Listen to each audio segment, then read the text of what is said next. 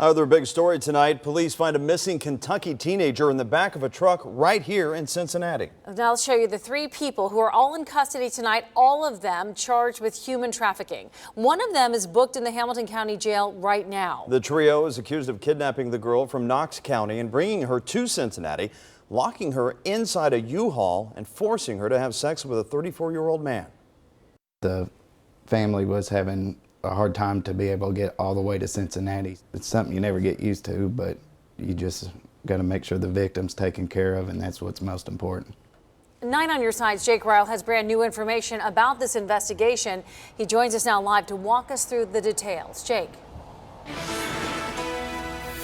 Well, Cincinnati police are investigating this. The initial part of their investigation centers outside of this check cashing facility, this business that's located off of Reading Road and East Liberty Street. That's where Cincinnati police were able to make an arrest of Carl Hickman. So how do we get to this point? Well, you have to start down Interstate 75 to Knox County in Corbin, Kentucky. Saturday, a 16-year-old girl was reported missing. The Knox County Sheriff's Office entered her into the National Crime Information Center. That's a database. One day later, CPD get a tip and find the girl.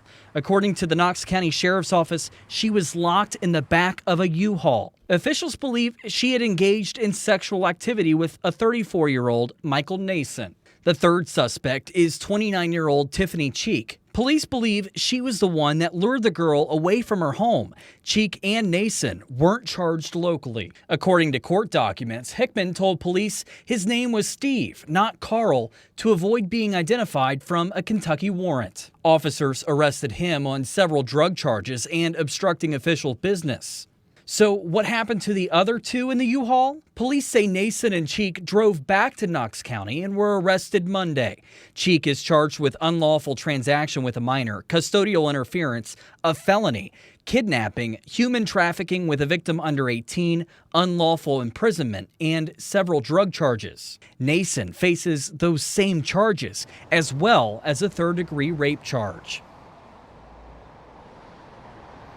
Now, we do know Carl Hickman will face more charges, the same ones as Cheek, as soon as he's extradited back to Kentucky, moved essentially back to Kentucky. That is on top of the charges he currently is facing here in Hamilton County.